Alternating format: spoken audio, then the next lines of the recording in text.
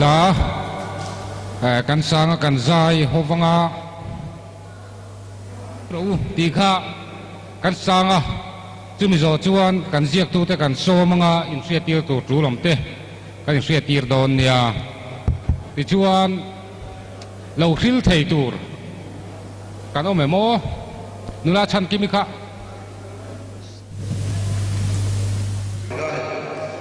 e khai lim ro ale kan dam lai lum de yi ti la ga Zao kim lo mi chi ma se Wang le min wajib na azara Lim ta kim kanin khom le chi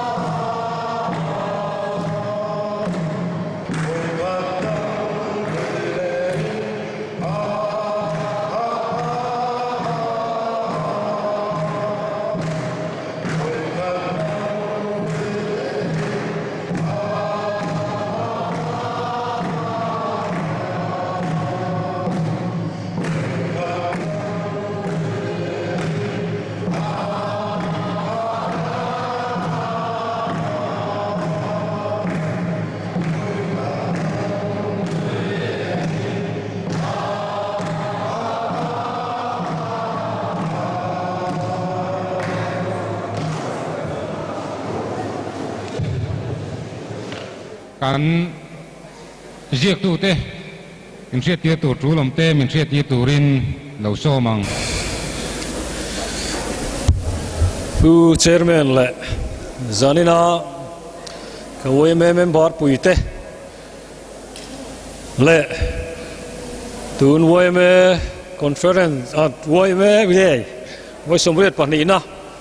ko zol veng tharina lim taka kan man thaina tura loman min sponsor tu pirin lupui ta chung kwa zanina hian veng thar branch wai me mingin chibai ka buk masa cheune zanina kan hun man dan tur roman lok ke kan chiarange kan shoi tu he veng thar branch wai me vice president Puje Vanal Kluanga ania Pud Sermin man saktu tur hi Ventan Bransway me senior advisor puke Roliana anianga tin president ne natrangin president Puje Vanai Thang ne natrangin thusoi kan ngai thlanga tin zanina hian special item poimo de mai he Ventar branchina day kan man natura mundanga tranga kan member puite mundanga lo ho kan special invitees kan kualien ten hena trangin zai pol kan bei sei boka mundanga lo ho piang te kan in ko do na ni ti chuan kan lo man min tum saktu pirin lupui pasal pusilarin thara suna hun kan mang anga achan chin min chiar saktur hian kan branch treasurer dola wala roi vuite anianga tin sun na la min sakturin pu bi lalbiak nia tai te sena section anianga ti chuan thusoi chung ko lam ai o tangin pu silarin thara chung kwa chung te tangin thu soi kan ngai thlapokanga ti chuan in ti siak na kan nei chawanga zanina hian solo te lado in cham siak te tin leng khom zai in ti siak na hun te kan mang do na tin refreshment ele in refreshment subcommittee 10 means buat sei saka zanina hian kan changho don bok ani tun trum kan day lo man min tum saktu pusilorin tharanu pui le afate atu le fate zanina he hun miron man pui tu a local zanina local piang te khongai takin enom huna loading ula member ten kan lom zia entirna le pusilorin thara kan hrerenga kan ui tak mek mewani ti entirnan kut kan lo beng don ne pusilorin thara chung te khongai loading sela kut lo beng ole lo mo me zong ka hela ya tranga kan hanin hriat tir thei te chu ani e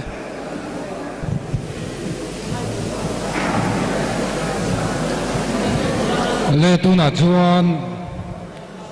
hun ser min man sakturin kan senior advisor pu ke Roliana kan so manga tuna lo so mang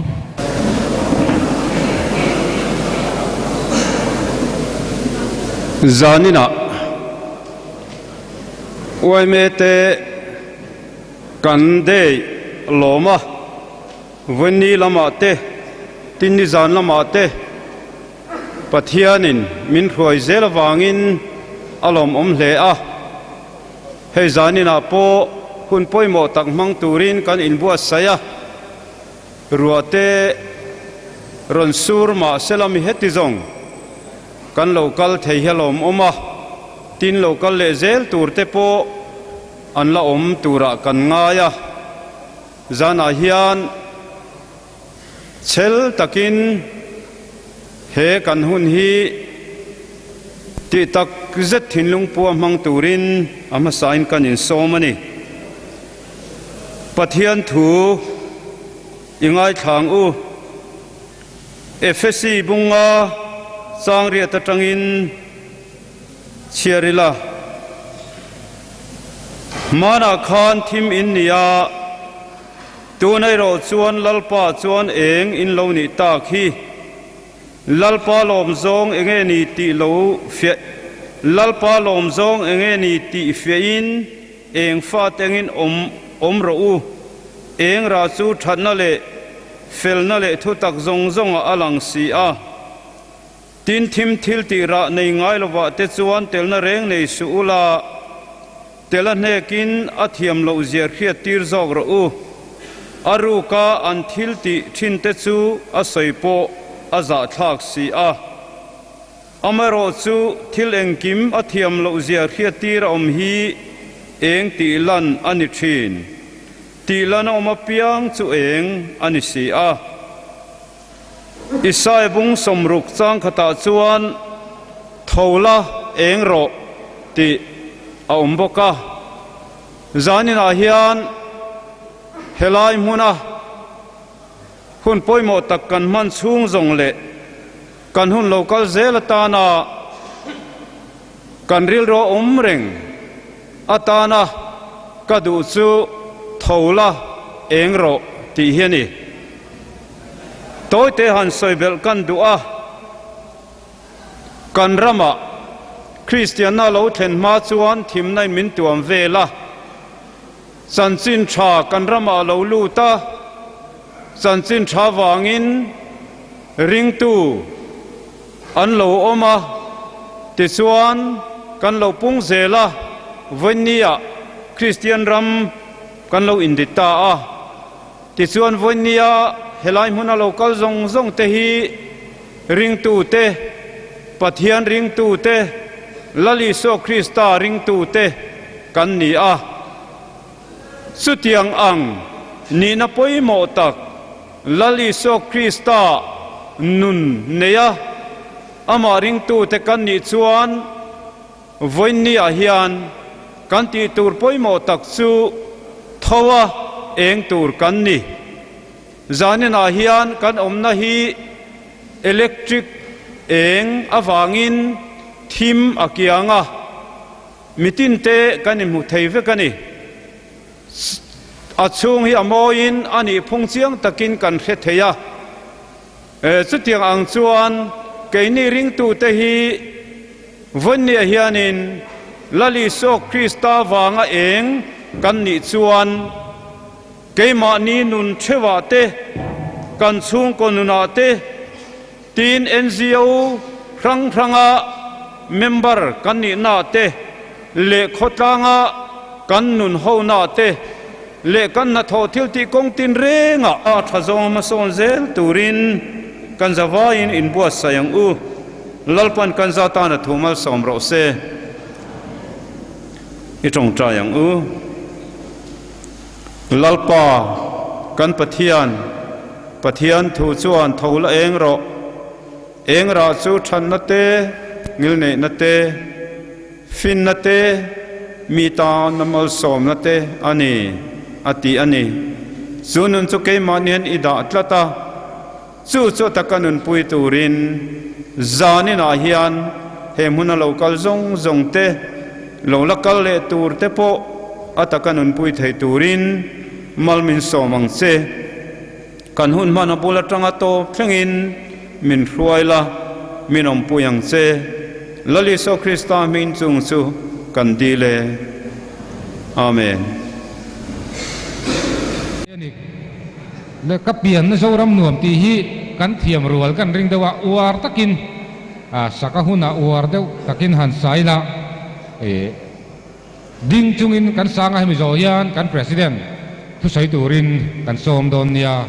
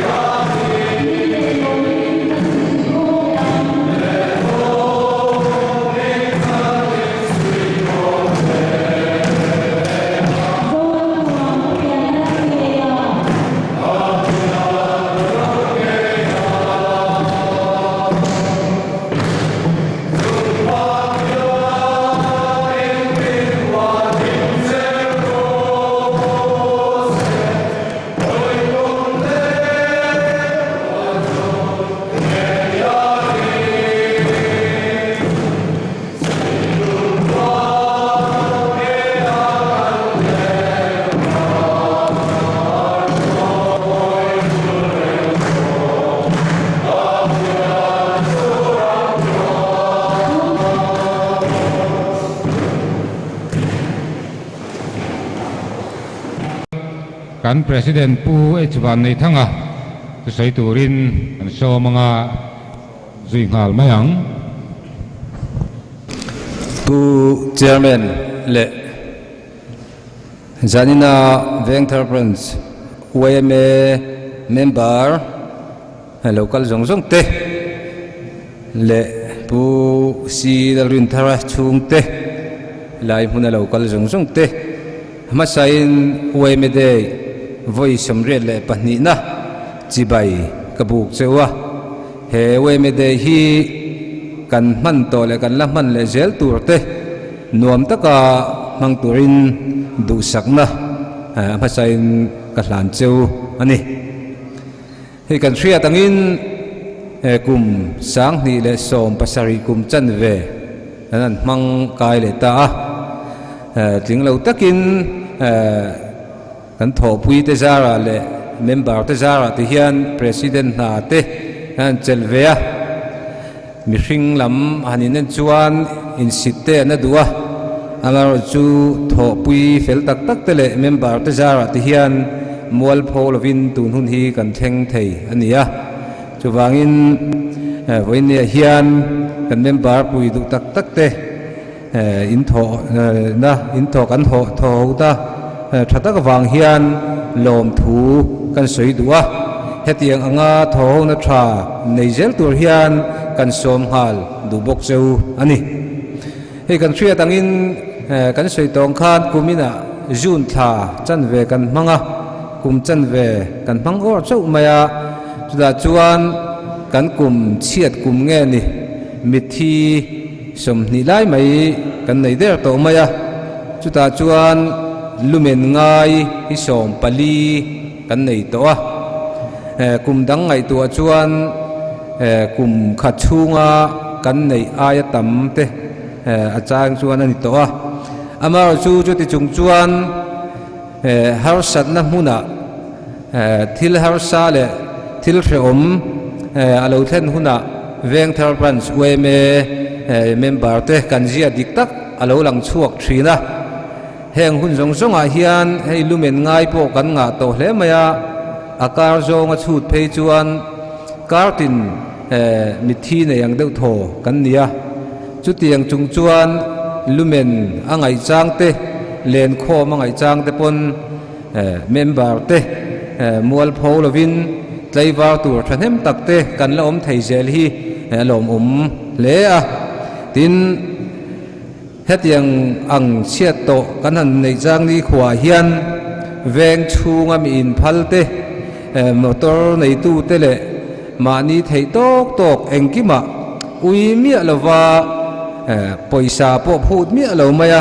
tho chuak thin mi thanem ngai eng mojat kan neya athamuan thak emema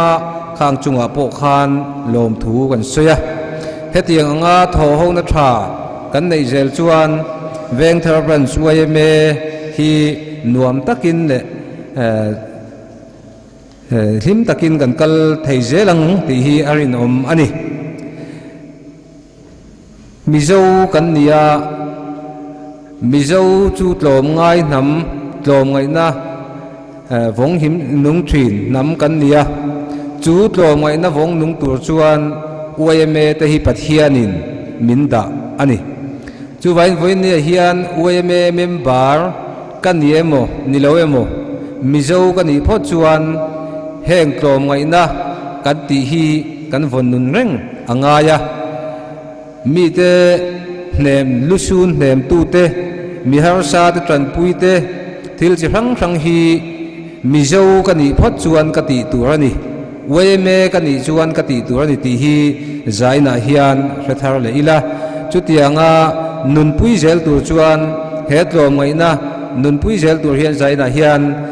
member Vengthar Branch UMA member local zong zong te kan in som thar le ani tin na panina chuan hei waya upaza chungchang hian soi ka duwa tunlai khovel changkang to aya upa zana atla hniam na sem em maya hei WhatsApp lampang khoi chuanin Vengthar group le Vengthar Branch UMA group lama po kan member pui du tak fela khan khá là pu liền đá lấp hùa ni tay cái gì á pu lal ma mà giàu cái chiang cái chia lâu à aron po sa ai upa te zo thiamin an thu te in zom fu ro ti kha kan mi zo pi pu te nun dan moi ani thina ni tunlai huna hian chu nun kan zo nun je moi tak mai ai upa za chu thang thar ta jinga hian atla hiam em maya chuan tu ta thang tar ta hian he kan nam nun je moi tak mai ai upa za hi tu nai hian iwar thar le so ila kan thu thung wei me thu thunga po khan oma din hun lama nuai nung jok po ni sela ke aya upato phochu za takin ka en turani ti oma ni chuwai zaina hian wei me member kan ni chuan kan thu thung kha rengin kan aya upate za tle ma din hun lama lo nuai nung jok te emo re thei le har sa jok ke mani din hun aya din hun che jok po lo ni sera kan ai upa to phot chu kan zanga engemo pal hanin ba sual pal po ni sela angoi ma sa te tran thiam atha ai upa te za lo taka chang engemo za thi tun lai hian hu tur kan om ta fo mai hi sim ila ai upa te za inun pui tharang uti ka in cha duwa ato pera chuan hei kumina teni kum lama te nasatakin kan branchin ma kan la a mi than hem ngai tak zara ma bo kan sona fai na le khotlang chei moi chung changa na ma nasatakin kan sona kan kholai dung fai na chung changa te mi than hem ngai ten mut mo nar mo nein nasatakin an be chu mera chu tu na hian kan seng meka chuan hei kumina nasale zualin kan khod lai dung te kan veng chung che chei moi turin thingphun lama tran anan la a vairam vel lamami thing moi chi asoka tree ti te le thing chi rang an cha chuakin tu na hian phun kalmek ani heng hi kan khotlang chei moi tu le kan khotlang la tinuam tu tur ne wangin ahum hal hi member tin ten kan mo phurna ani ti hriaila hei kum lama upa jok kan nu le pa te hi chuanin nok khan ti mai chang te an neya chu wangin heng huna po hian zirtir na peya kan khuwa tinuam tu alani tur ziate zirtir na peya ahum hal ko nga po thalai ten kan in bulvel le kan veng kan thenom hnai vela phun alo mani poin ati che thei tu laka i hum halila tin thing phun hi kan ram sigle sa danglam zela hian kan mamo tak zet to ani whatsapp book khan soilaka kumina hian india ma hian thing vaibel chetel motor kong pui sial na wangin an kita chu chuan kho pui ranga kholum le vote din hun ati dang lama india kho pui mun thren khata pe chuan dirsel sa somli le pangate somnga te kai khopit khuwa alum to ani chu mi thiam ten changkan na ina hong kong pui siam na ta na thing kan kit hnem lu tu ka ayo tu tur kan phun le si lo wanga kan program mangin kan kal zelanga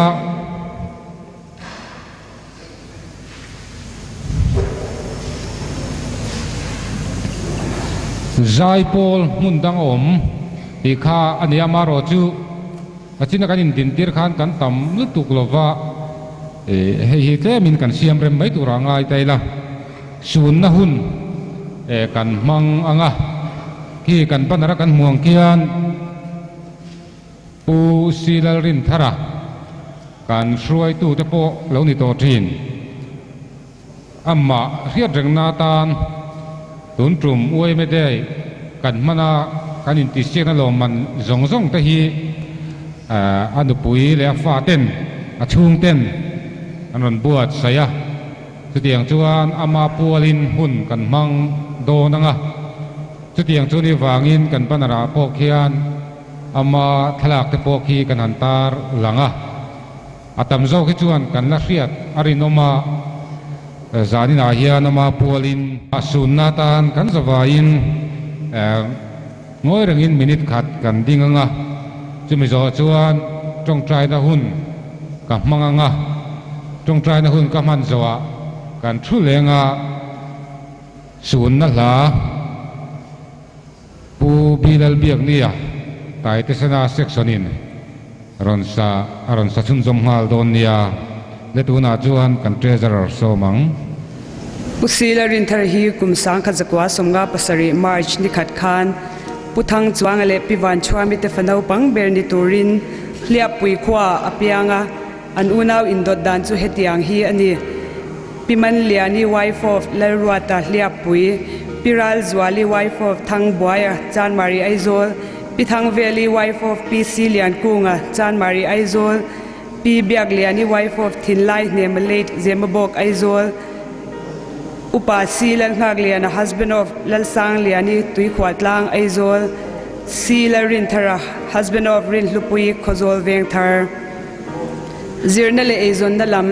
hliapui primary school atanga zirna bultranin high school ero chu shillong kalin kumsang khazakwa somsari panga khan hslc azova aizo college kalchun zom zelin kumsang khazakwa somsari pakwa aizo college atang vekyan ba thatakin azir zo ani kumsang khazakwa somriat pakhata sarkar na thokchanin Mizoram State Transport Department nuaya booking clerk na saitwala athokchana khozol le champhaya sonkwal ani nuwa Power and Electricity Department in son le in serchi PNE division LDC na athoka serchi pa awm nuwa khozol PNE division son le ania khozol PNE division hunrei tak athole nuwa anatho mek atanga kai sangin kumsang hi som pani khan SDO Civil Office khozola Head Assistant na atela aboral ni thlengin he na hi athok ani chung ko din mun kumsang khazakwa somria pathum March ni som panga a pirin hlupui pu H songlian fanunen in nein fa pathum an neya pusilarin tharle pirin hlupui fa te David Lalfak Zwala Silal Siamwoi wife of Lershwai Tluanga khozol veng thar le Simal Somkimi wife of TC Ler mangai zwala khozol veng thar anfapa David Lalfak Zwala hian na khir tak ane awangin February ni somni pani sangni sompali rinni khan aizol panpui ania thatlam apan chhove zelawangin chung kwa po an hlim hle ani ahun toplam March ni som pakwa sang ni som pali ni lai ni khan zema boka a u pi biak liani tetlo turin atupa laram hluna piral zwali fapanen baikinan kala zingdar kwale achan vela zema boka traffic jam awanga an ma 407 truck loading hnunga chuan ding ve in heta an din lai hian an hnunga taxi lo tlan chuan aron suta usilerin thar hi bike atanga tla in an mani tok zonga 407 truck rontlan nuaya atlaluta motor hian til zui ngalin kapo chonlovin aboral zui ngalta ani aizola thilti trul zongzong anti fel nuwa ron chuak chawin zandar som pakhat le chan vea an chen in thlen pui ania atuka wai meten pondum nen kan thla ani khotlang le kaushana rong bolna usilerin thara hi aphak le the ang to ka khotlang le veng ta na thok chin atel ve to na pola chuan shwai tu chan bo tel thei zel khopa mi zau ngai to na tak tak mang chin ania khotlang le kaushana heng chan vo hi alo chel to ani Serchip Electric Branch YMA President Serchip Electric GSA President Khozol veng thar GSA President, Vice President, Treasurer le Finance Secretary Khozol District Sport Committee President le Vice President Khozol Football Club President Khozol Football Association Senior Vice President Amphu Khozol Division Treasurer Vengthar Branch YMA Vice President le Finance Secretary Serchip ko electric ko shana heng chan vote te hi alo chel to ni Puitling Sunday School Tier 2 Senior Department Leader Ramthar Committee Secretary, Building Committee Secretary, Lesia Chief Electric Branch Assistant Leader, Branch KTP Assistant Leader, alone it on it. Khozol Veng Thar Koshana, Heng Chan vote he Achel to Nilai Zan Thupui Hong to Assistant Secretary, Puitling Sunday School, Auditor, Social Front Committee Member, Khozol Joint Koshan Papalai Pola, Chairman, alone it on it. Kan su na ta kan sa ba yung hoi rangin mit khat lo ding amu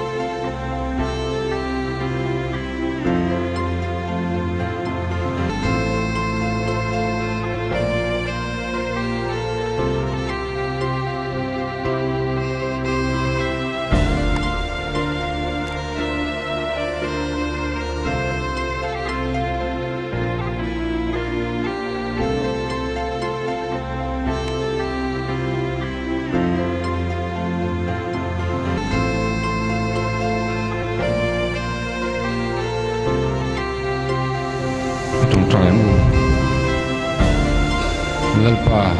ang pathian min mga itu mizo tetan wayeme min pea so wayeme de way somriat de panina kini Veng Thar Branch wayeme in kan man mek lain tununa hian khotanga kan rong bol puithin kau thana kan rong bol puithin nang mata na mitrangkai khotang le mani pha kang to ka kau thana thei to pa ke pen thin usi lalin tharakwalin hun kan mang me kani chatuan ram lo pan to amara chatun huna hian puile fa ten athen rual si nga te khotla nga te a ming dai mai phal lobin te ngoi me te kan man me ka po ama pualin hun kan buat sai ni tununa hian he kan hun man ta ko wanga lungai na te mangan na te ko har na te chung te le ama ngai tu te thin lunga lawom thei jong song te po nang in min mu sakang ti kan ria chu wang chuan he pathara ama wanga har le lunga ya thapa ngom jong song te po tununa hian atharin nang in thamuan le la kan duan tan karon dil sakani ama chanchin te kan ngai tha khotang le ko khana te thei to pin rongabol thinani ti te kan riani lalpa kan pathian zanina hian ama ngai tu te oyeme a member pui tin te zanina ama sunna hun mang tu jong song te kan zawain tharawin min pol thar lela pathara nuna tranga enton tur thil tha omte tununga hian entona amma kan ngai na te kan sun na te pialama kan hun kale zel turata na khota nga te ko khana te mitrang kai zo mi man tak zo ni thei tura nangin he kan hun man hinangin mal min som sak kan doi kuta gron lan boke kan hun man le zel turik kuta lan chungin heng te min chandam tu kan lalpai su mingin kanon dile amen chuila pu bi biak ne somang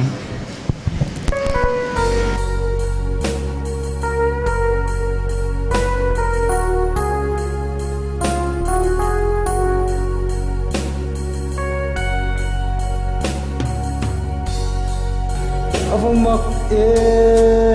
leising nun hi chung kim te a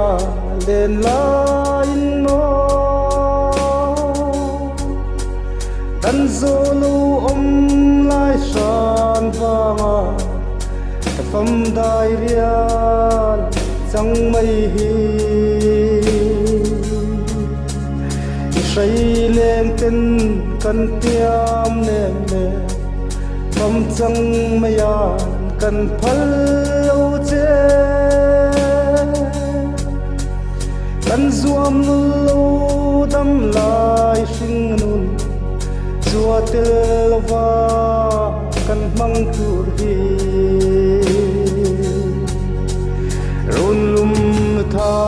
say trôi lên tê căn vai khoa và si đô nè căn phật thi lâu đại lia changa kapa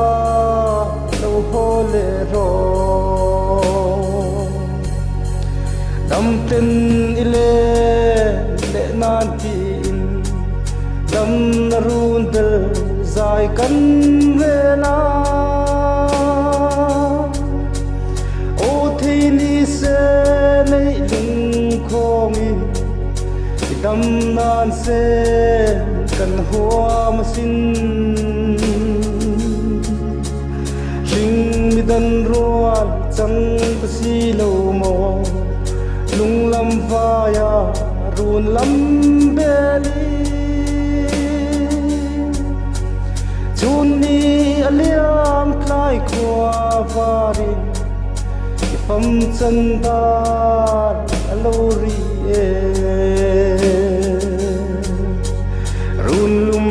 thai say trôi lên tê căn vai khoa và si đô nè căn phật thi lâu đại ria changa kapa lâu phô lệ ro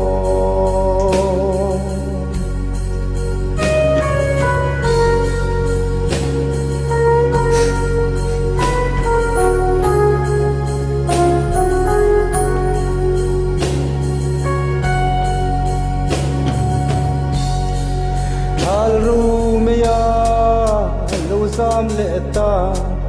tua pui vào tin vul zayan ve nun hui ro vul ni om lo don lung ruk shil hay lua maria tenne kan run belin isulihu iku chuak le ilim kha kan chan tok te hi tui ne ne kan thir vong vong run lum thai say trôi lên te kan vai khoa và si đô ne căn phật thi lâu đại ria changa kapa lâu hồ lệ ro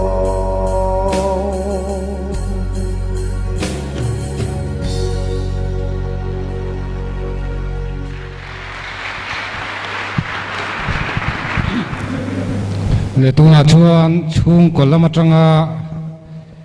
thu sai tur kan som anga lên ruộng man tura kanan nga ya hela ya hian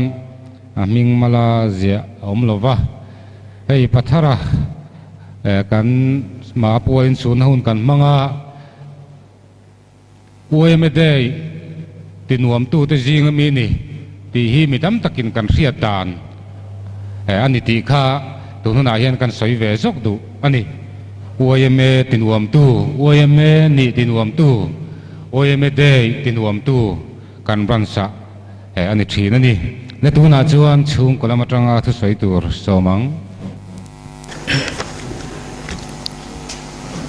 chairman le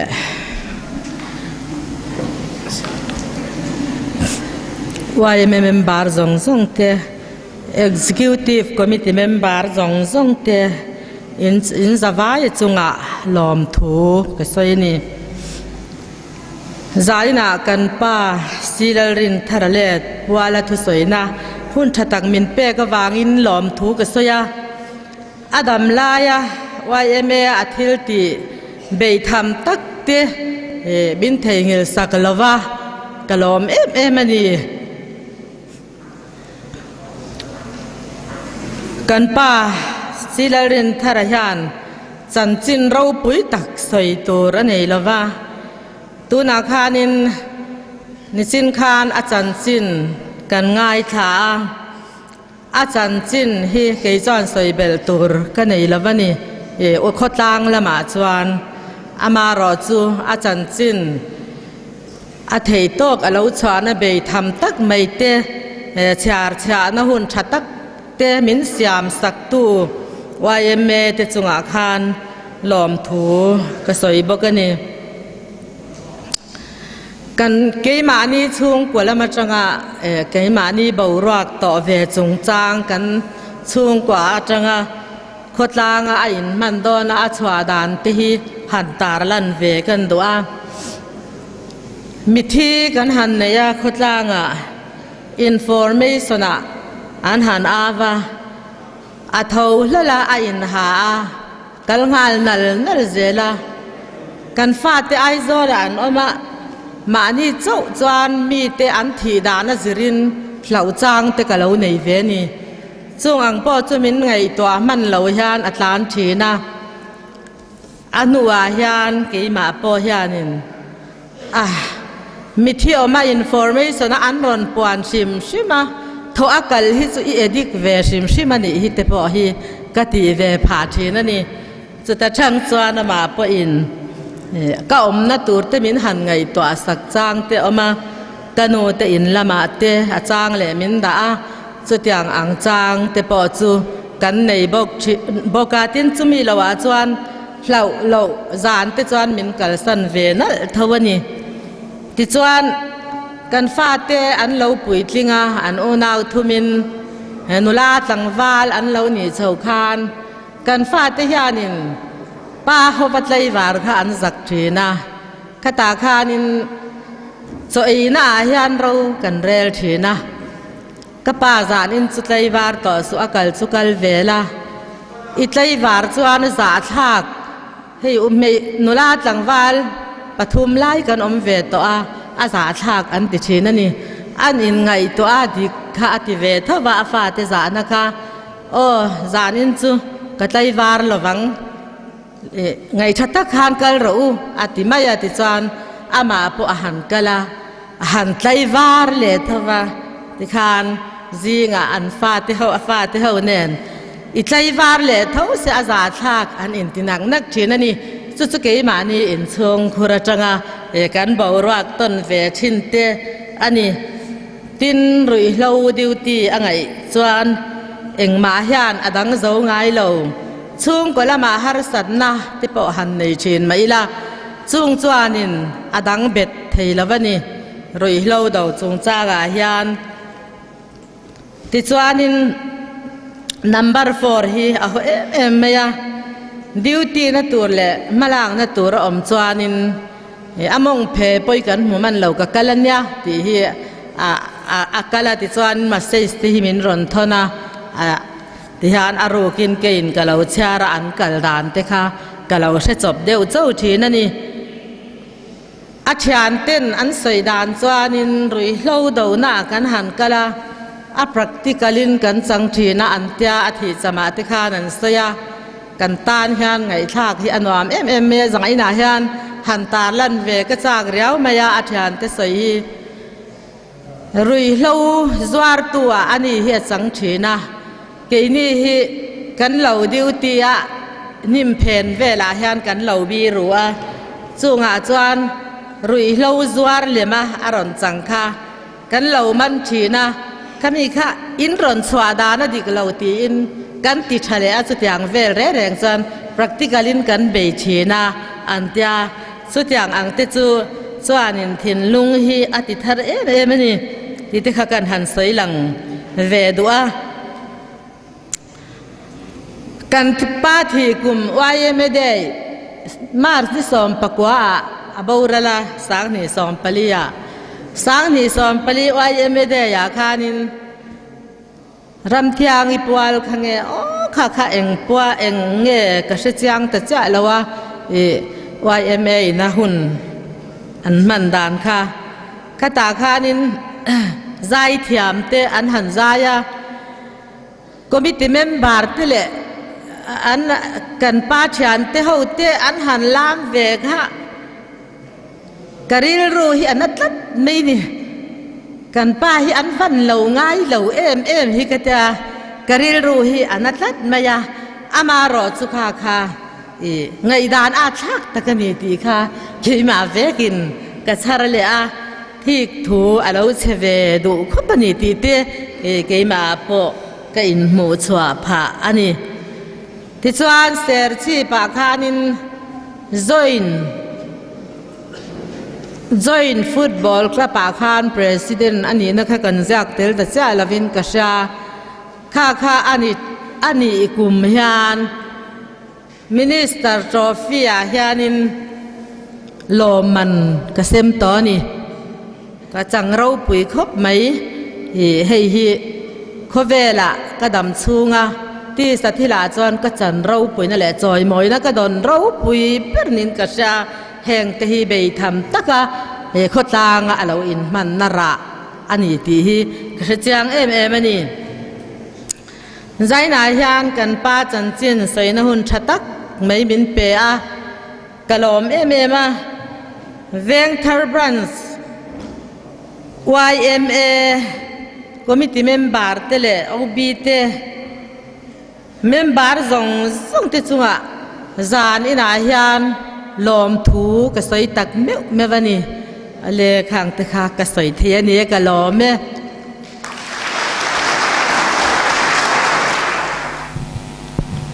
pima loi kan lom le mai tin ka pusi larin tharanu pui pima lui khan pathara sun na la ron satu pu biak ni kha laya hian loman ni perang chu kan lo pengen tin ron dong hal mai sala pu biak ni khanin athang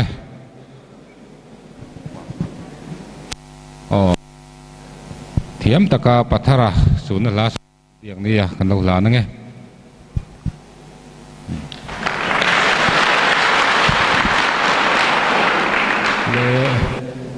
pathara pusilarin thara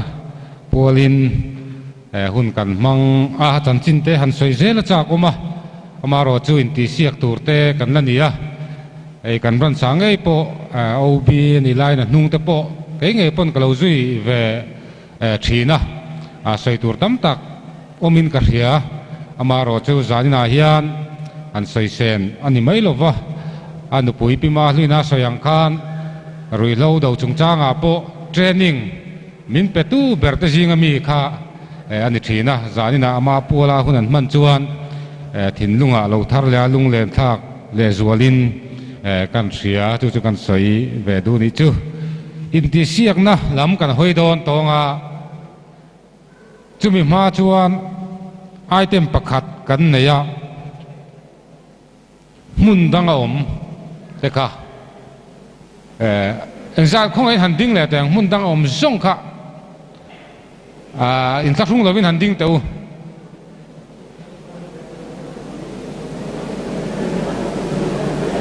dingru veng thar brand sami mun dang om hrim kha nang mani châu in kan ti tir lawang châu lâu chầu teu le khong ai in lâu chầu ru veng thar UMM barin ni ka lâu chầu ru le đúng nghe in bula khan nó man lo mem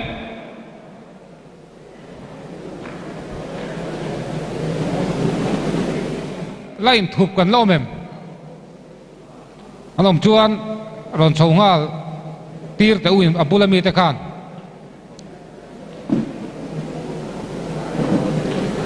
tuna kan thlir mek te hi tui lian tuar han thi tai la chun program hai chuan mundang om te ania branch OMA chuan mundanga inomani poin he branch lo hi chu ka branch ti tur tak tak kha kan nei chuang lova chu wang chuan kan member mundang om te hi branch OMA committee chuan a thei hil lo chawa he veng thar branch OMA hian a sareng chawani ti khai no hriat kan han duwa chu tiang chuan he branch ta na kan pha kang tok le kan theiang to ka thanem ngai taka kan tha le zungte kan ngai tu na se seng thin turin kan som chowa kan cha ngoi chu ni kan bei sei dan tak chuan zai pol ania zai turin kan bei sei chowa amaro chu englovini tiang zai lo ngot chu program a zai pol kan ti to sia section tin leader kha local teu han zai kan section tin leader ta nen in zayang timayang te chuan o mei chia kha rodin ram le ti khan le ama hian le la hian le an du ber an sadon ani thil dang wanga mun danga omte zai pol tuna hian nei dona oime labomi an du ber hi an sadon ani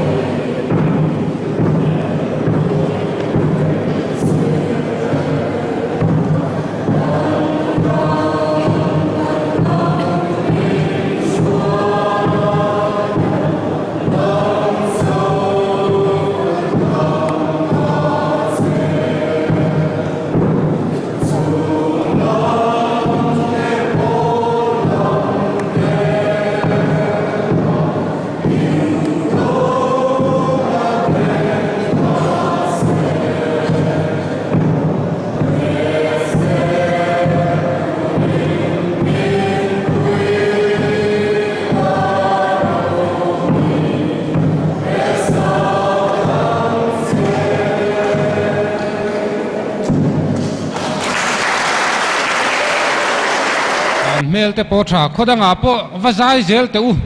in thiamang in han zai dana tang khan in thiam don ti lang reng mai e kha gang zat kan lo nei kha ro pui le mai la tu na chuan khong in solo tel tur zong le la dowa tel tur zong kha hela mai ron thu chho ru le solo le la do tel tur zong ka ron thu chho ngal ru turin kan an be se cheu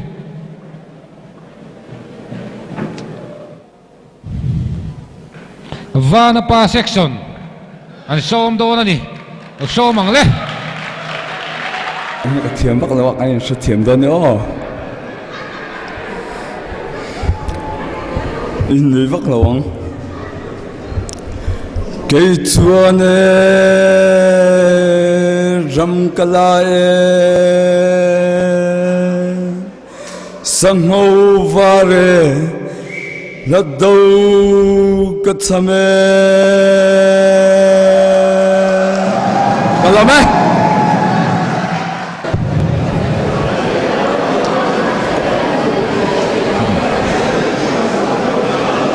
Inti siak na niya kan commentary lovang han soi chun som tu cha kom hle mai le tu na chuan khuang chera section kan som le nga le Tlang ye. Khua ye. Kan ru ne. Ngovar kalum liane.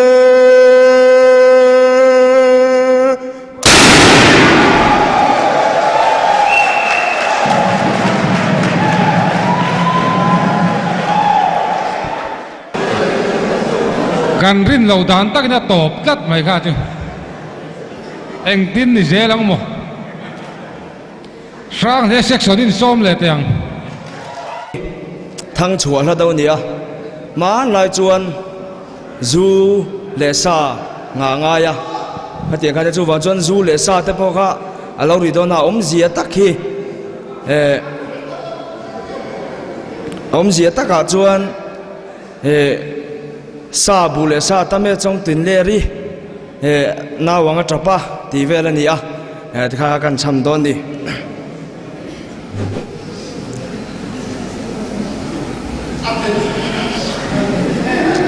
nalunge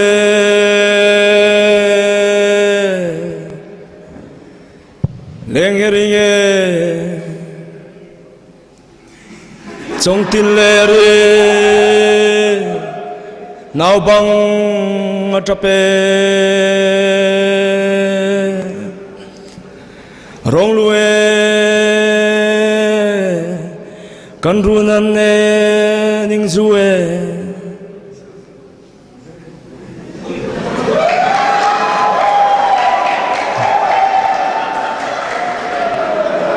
ai sa tame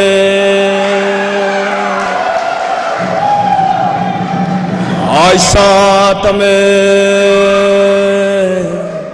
rong lue kan runan ne ning zue ai sa tame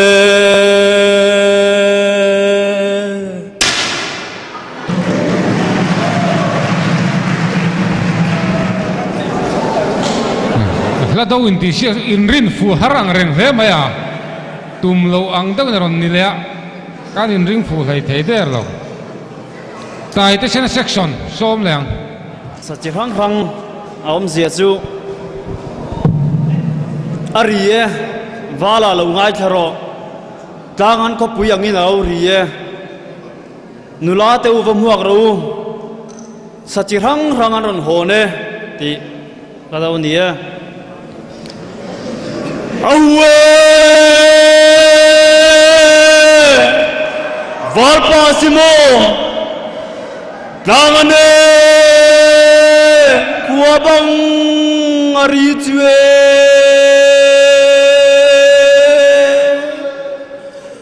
legine pamuagulo tulume satangtho na tunge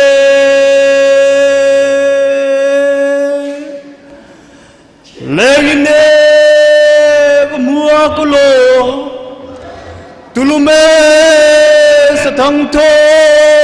na tunge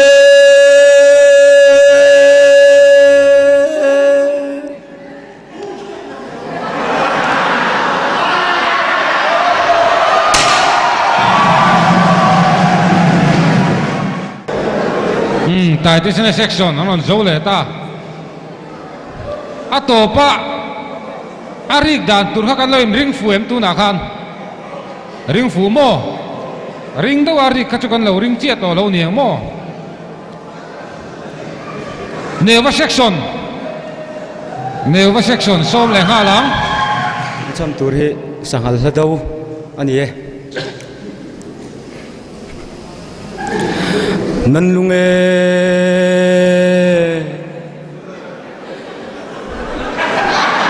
Nikbe Vapor Akhane Acha ngovar kalum lua ve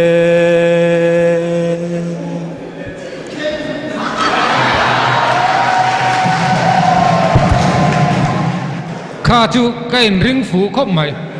em mà khắp của cái ring lầu phim xứ mà tổ mà kha cái ring thịt chia này mà rồi chu thì thật lâu lắm khá chu cái sấy lâu anh à atom na bertur la do inti sia ka an hung bertur jong bola section kan som le ha le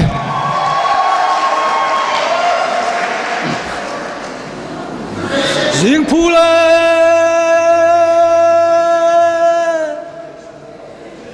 khen mai sai bằng liên nè các ba vun si mau lo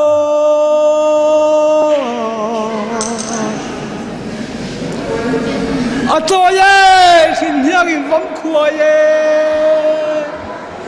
buồn bang thu có ke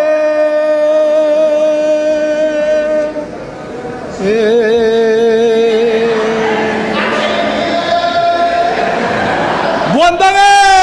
bang thu có ke cho ye xin hiang in vong khua ye buồn bang thu có ke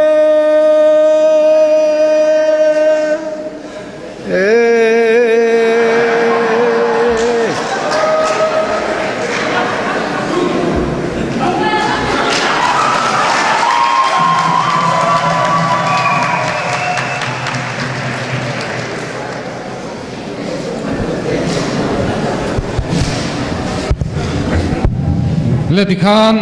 la do cái in ti siang na chu kan zo ta te kan en dik tu te ro hi chu an thiam khopa chu wang chuan nak tu zana result ro chu kan thla thei do na ni khong ain pu e chi zo din thara kan vc secretary ni pok khalo chho sela ela ya hian pu e chlom thanga beautification and subcommittee chairman ka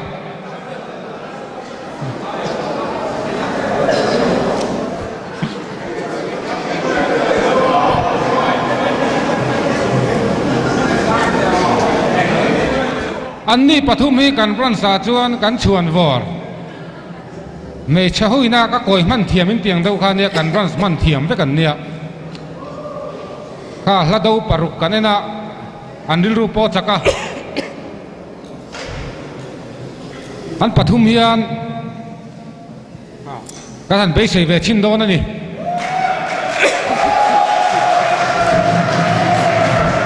an thiam ang tokin la do we porom ti sela an thiam to kan ni chon kan pomanga puwe chi zo din thara in som teng ma saberatan kutin lo bek te ang pu zo din thara la do la do rom cham tu hi ho chak atanga dam doi ron lut thin do na hla ani ho sa ka tangine dam do chi pui rom ke kan tang vo thlai te swap turin theilai ron chip thae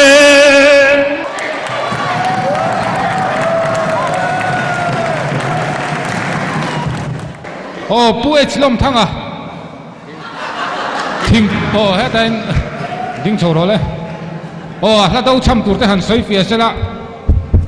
puwe chlom thanga so mang le cham top mai o la do ko thame ka thiam va ko ve ka ti zeng do nam le ka tu tong mai atop dan kha fa mak ve o le pu pi si ro lung mo na som ve le te han hung bera du ni mo savom la do an samanga bung thum chang li na ka zia chop ka phua chop ngal ngat kan samange vom phuaye katlayo ke Tijule Valal Katlayo ke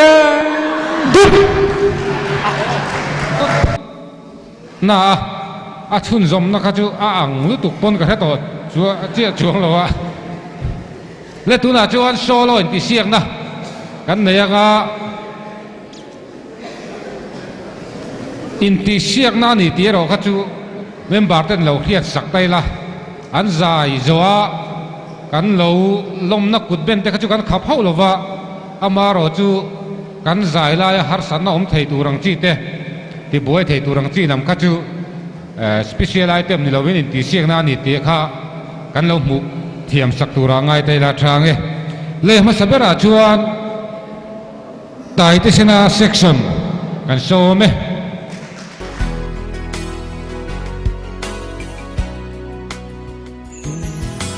Chal fa vang ni ko la eng no riale tang tin na shing mo ye nung za leng ten sia thing zar mo yan bo lim ten zai vo rin tai ni an oi kan vang lai hun le ni zong te kan ram tan han zeli vom dai rial po chang ila kan sak ruang mi zo ram tan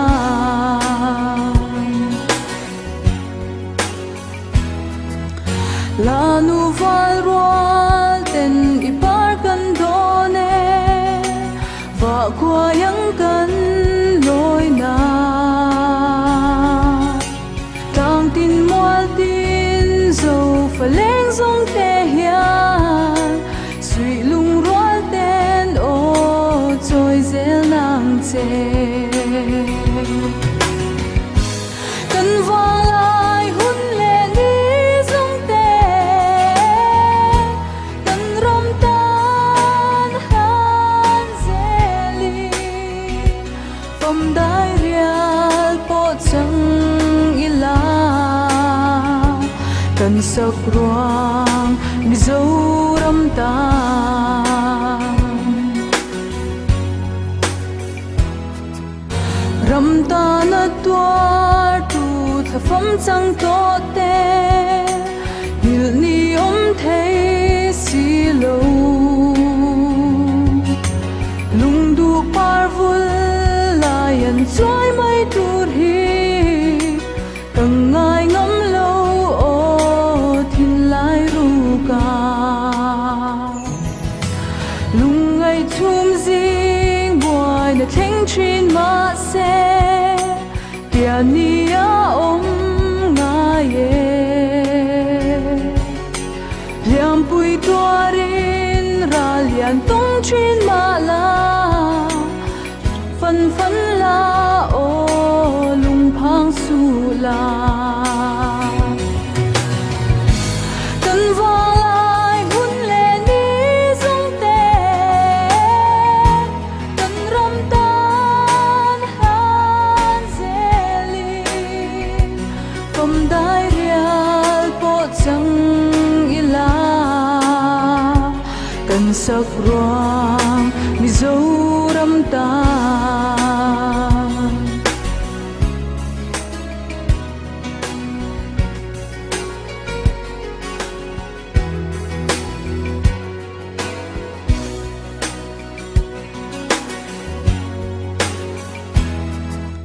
tang tin chuanin o ka thlir vong vong thin ka mang ngai zo ram loan riang nei ten nui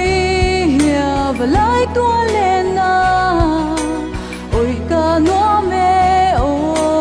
ka ram moi kan vang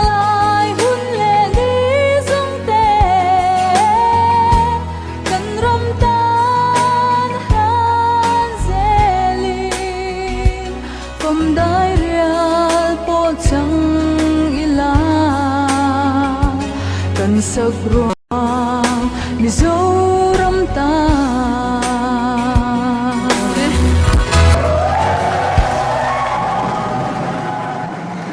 tại thế này section nó trăng aron zai kha nula van lal pe ki ani trong bola section kan so mga ti chual rin zuali trong bola section kan so me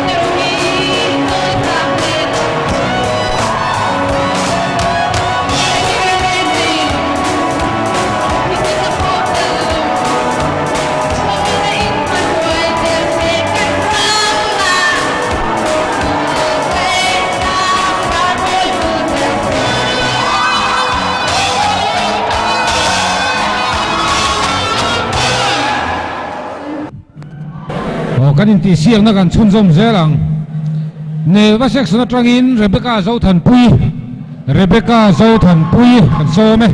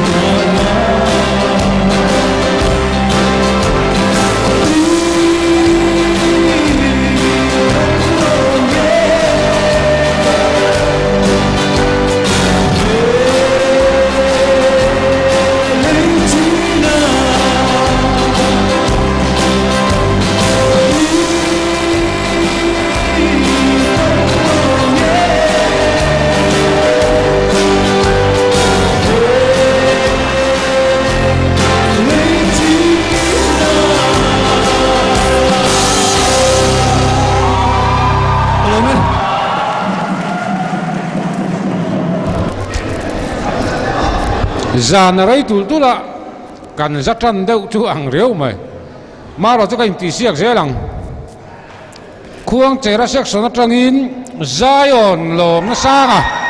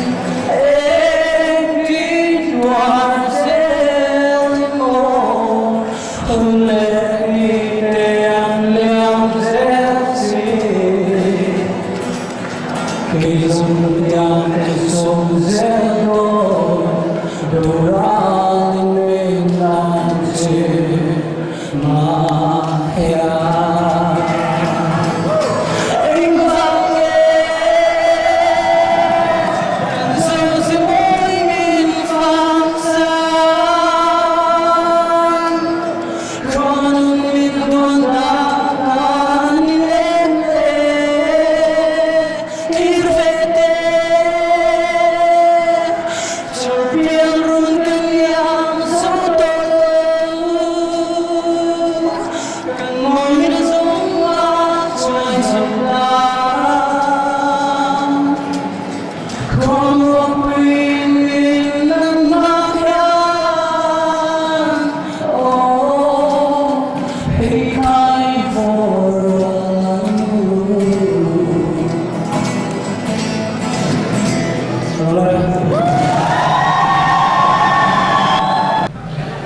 solo in ti sia ka atom na ber anu nung ber turin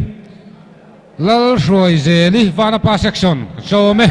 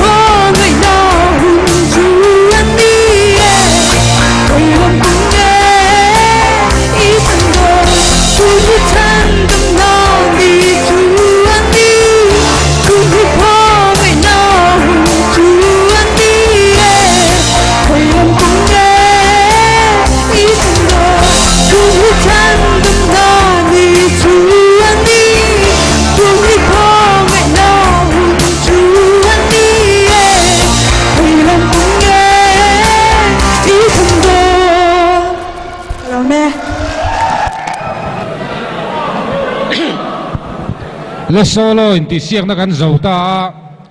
leng khom za in ti siak kan lama ba ka leng khom zai kan in ti siak lai hian member zat po kha aron chiar don chewa ti chuan mani section a khonga in fel fai takin in thuteng min lo ngai thau la nakina zai do na ti khan section ka kan thut lom to chuan zai do na kan in rem felanga hei uame day kan manga ain ti lim zong te ain ti siak zong te a lim theyanga man po kan du ni man tur po ania chuti ruale ro chuan he uame day kan man mek lai hian central uame tanga min pe seina chu luang chuak nu na ni chan chin bu ate kan chua towa kan in ria tir towa chu wangin zani na po mi har sa te pual thilpek kan la khom tura kha zai kan in ti siang ma in kana sarten minon la khom sak sela lo keng rem chang lo kan umani po in ain thlathun lo wa nak tu zana po kana sarten kong kapula arem chan lean lo do to mayanga ti chuan uame member ten lim taka hun kan man lai hian mi har sa te puala kan theyang tok le kan phalang tok tholom kha lo khon ni sela kana sar pali khan in ti khan min lo khon sak ngal sela so mi hnunga son khon na tur kha oma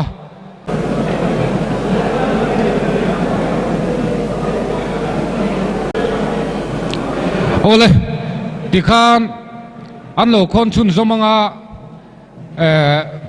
nak tuk zana hian result puan te lom man sem na hun te kan mang do na chuta chuan zanina kan soilok du chu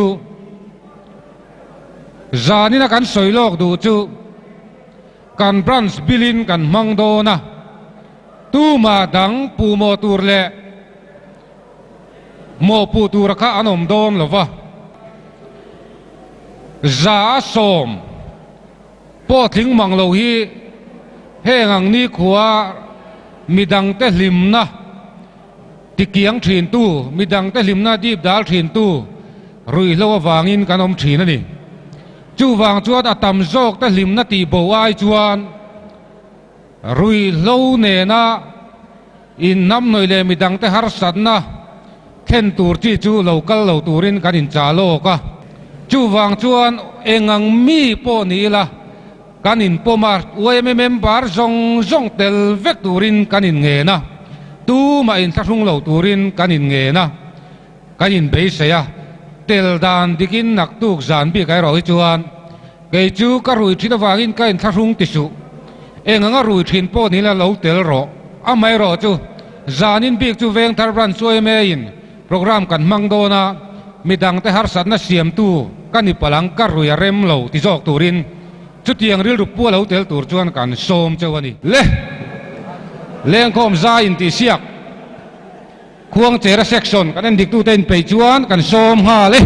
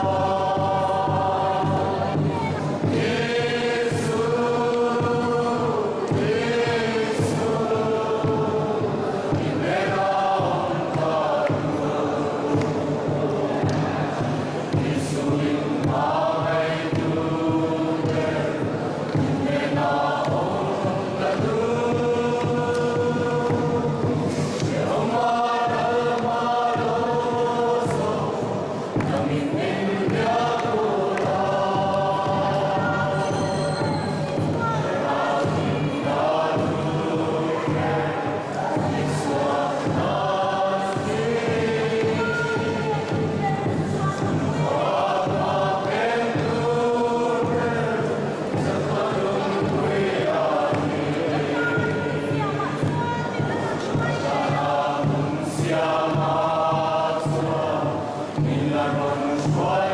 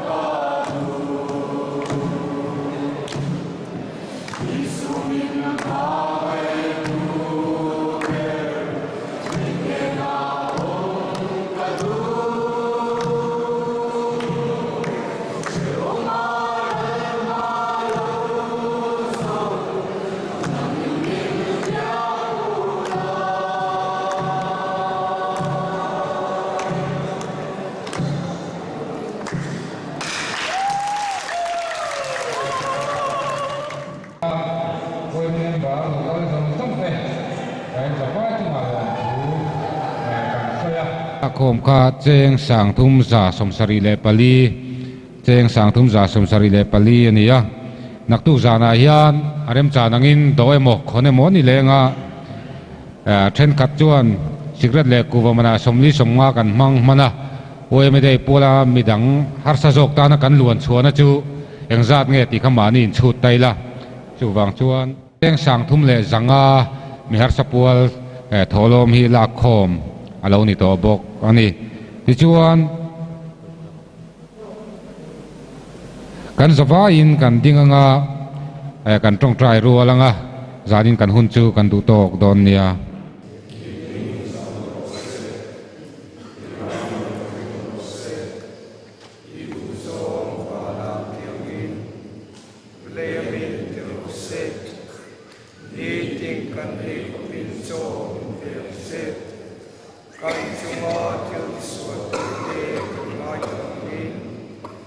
Nang